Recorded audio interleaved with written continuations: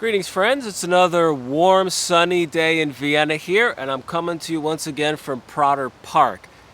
Day 2 of trying to film this video. Yesterday was unsuccessful.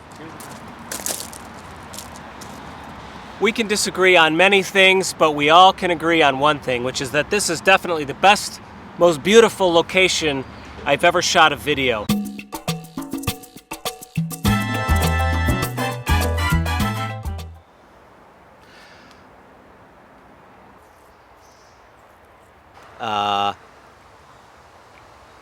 They're unimpressive.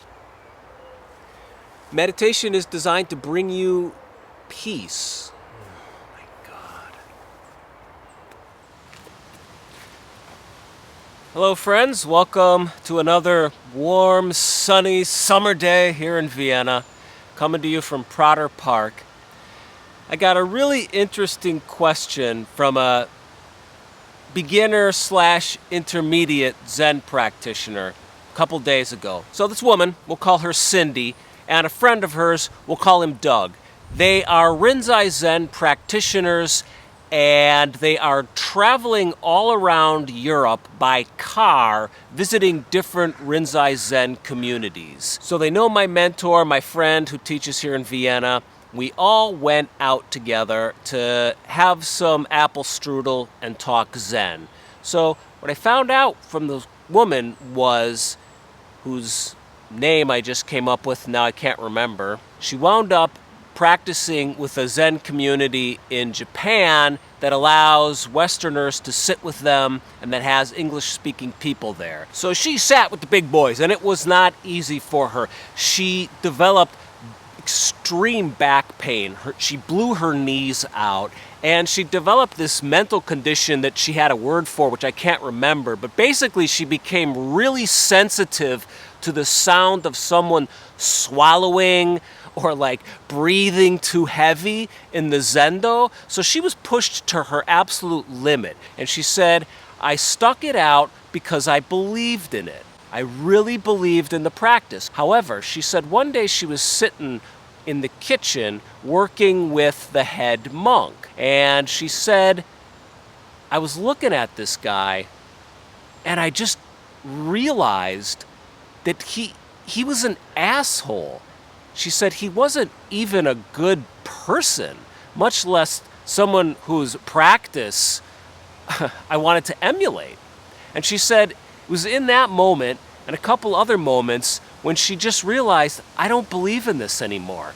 And so the question she put to me was, how can you do this practice and do so much meditation and not become a better person? So first of all, it seems like a certain amount of naivete is kind of a prerequisite to start off on this path.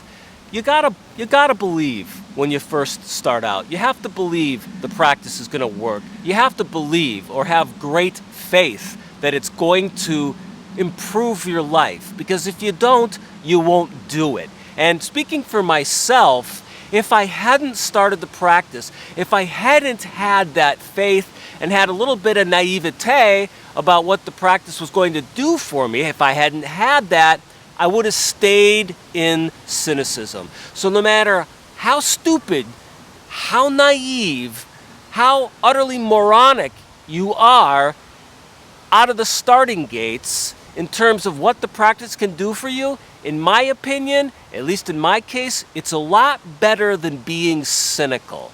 I remember when I first started practicing, I was behind cabin 1 at the monastery, and it was during a break, and I'd been sitting really strongly for a few days, and I was on a lawn chair. We had this big field of rocks, and it was the summer, much like it is now, only it was much warmer there. Southern California, I miss it. Anyways, there was a little squirrel on the rocks, and I remember deciding to do my zazen and holding my posture and breathing deeply. And I really thought that my presence was perhaps so calm, gentle, and equanimous that this squirrel was going to consider me something of a Zen Saint Francis, and it was going to crawl over and nibble some of the nuts I was eating from Trader Joe's right out of my hand. I really had this feeling that Zen was like a multivitamin that was going to permeate every aspect of my life and make me super healthy, super disciplined, super mentally strong, super peaceful, and super ethical and great. Didn't quite work out that way. So then you enter a stage of disillusionment. If the practice isn't making us substantially better people, what good is it? Maybe you start to ask yourself this question. Maybe you start to wonder why you're sitting on that meditation cushion when maybe you could be listening to an audiobook, talking to your spouse, getting a massage, having a cigarette, reading a book, or trying something new. Oftentimes, this is a point in people's practice when they'll start falling asleep on the cushion. They sit down, they start breathing. Next thing they know, the bell is ringing or the timer is going off, and they've completely drifted to sleep for the last 25 minutes. No recollection of what just happened. Sometimes when we begin our practice, we have a full head of steam and we have some deep sitting experiences and some deep insights right out of the gates, and then our practice begins to run a little bit cold. And I've seen these cold periods run for days, weeks, sometimes years in some cases. So I guess what I'm saying is Zen practice or setting out on the spiritual path, it seems to me that it's a journey, and it's a journey without necessarily a clear destination. And it's a journey that takes you to some unexpected places. It doesn't seem like it's ever the case that you start off thinking you're going to become a certain kind of person, like a St. Francis level Zen Thomas Merton with brilliant insights whom butterflies and squirrels are attracted to because he's so peaceful and wonderful, which was some version of what I wanted to be when I first started. It always seems like the journey is more complex than that. It's richer than that. It takes bravery to keep going, or to at least hold your mind on the intention to not give up, to honor the potential that you have as a human being, the highest potential or the deepest potential, or just to heed the call of non-self or non-selfishness. That can be a twisty, windy path. And people are weird. You're weird. I'm weird. We got these inner lives, and you don't always know or can rarely see or have any clue about what's going on inside somebody else. To you, they may look like a horrific practitioner, but it may just be that their attention and their focus is on something else. They're developing some other area of their practice of their life, or maybe they're just hibernating for a while. That happens. People hibernate. They go into cocoons, and then suddenly they blossom into a butterfly. The most difficult, ornery practitioners can completely surprise you by becoming beautiful, open, interesting people. We had this guy in the monastery. He wound up dying of cancer. I had heard he was difficult and frightened and kind of a wimp and confused before I ever met him. And by the time I had met him, he was strong and bright and beautiful and funny and weird and charming and idiosyncratic and wise. So you never necessarily know the path that someone is on. And it may look like the practice is not doing anything for them, or it may look like they're being a total butthead. But you just may not be seeing the whole picture. One thing that we know for sure, in the end, you're responsible for yourself, for your own practice. I have to always tell myself this. It's not your business what somebody else looks like on the cushion or in their life. My job is to sit on my own cushion and deal with my own life. And just remember, sometimes you might be that person that someone else who's less experienced is looking at and saying, boy, that person doesn't know how to practice. Zen hasn't done anything for them. I mean, I find myself looking up at certain people that I practice with and thinking, God, that person is a failure, a spiritual schmuck, you know? And then I was talking to my sister the other day. She doesn't practice Zen at all. She's a screenwriter in Hollywood. She's working on a script, and in it, there's a brother character who practices Zen. And she's pitching the story to me, and she says, yeah, you know, and this brother character, like everybody in the family is kind of like, he's the least peaceful guy any of us know. And she's laughing, explaining this character to me, and I'm thinking, I think that's kind of maybe how she sees me a little bit, you know? So when you're getting ready to judge someone else, just remember, someone with a little bit less practice is probably judging you. So have a little humility. But all of that being said, I think it is worth pausing and reflecting on this question.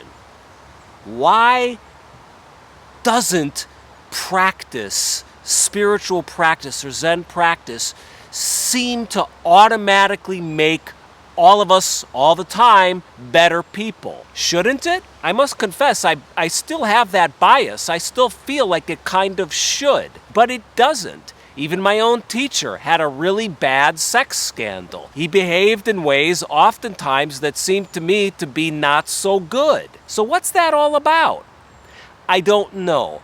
I was talking recently to a well-known Zen writer, and he was talking to me about Leonard Cohen and how Leonard Cohen had studied with this guy, Ramesh Balsekar. So Ramesh Balsekar, I believe, was a disciple of Nisargadatta, who was an Indian guru. Mosquitoes. Ramesh Balsekar has this Vedantic notion that people have certain programming, or you could call it karma. And there's not much you can do to change that programming or that karma. You're kind of stuck with it. So while you may have programming that allows you to be a really kind and generous person, maybe another person has programming that makes them a jerk. We're all different. I was struck by this description of programming or karma. Not because I am in love with the idea that we can't change or that we're born a certain way, but because it seems to me the older I get, the longer I live, the more I see, the more I think we just have less control over our behavior, our characters, and our lives than we as individualistic, self-reliant Westerners, Americans think. And rather than making me feel fatalistic, it makes me humble. And it also makes me think, look, everybody's practice, my own practice included, it is a practice of one.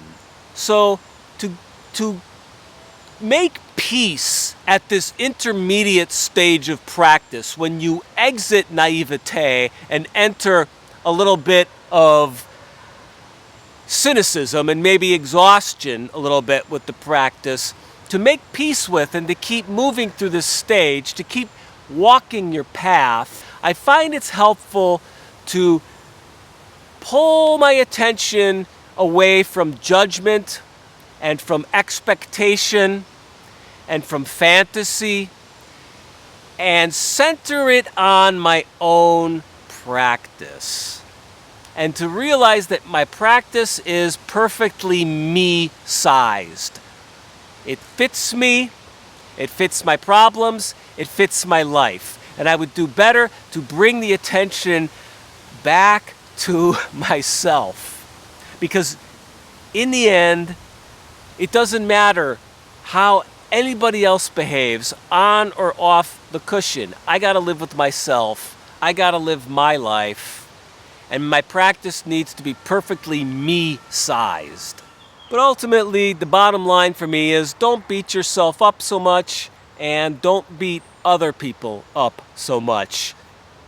come out of the gates strong with all your naivete and all your idealism, but eventually that's going to wear off. And practice and the spiritual path is a long haul process. And then it becomes time to turn your energy maybe away from the projections you've been putting onto the people around you.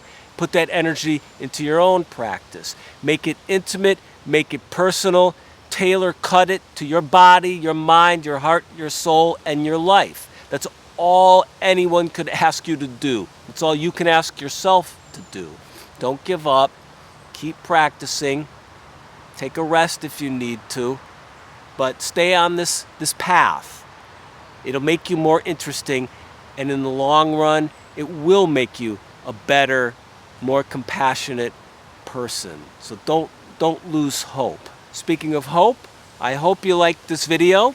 If you can hit the subscribe button, that would be great. I'm almost at like 900 subscribers. If I hit 1,000, that means I can demonetize this channel, and that would be kind of cool because I don't like the fact that they're running ads. Also, in the video description, I have links to a PayPal donation page and a Patreon page. So if you want to support me and the work that I'm doing here, that would be wonderful. Thank you. Have a wonderful day, and may this practice make you a better person.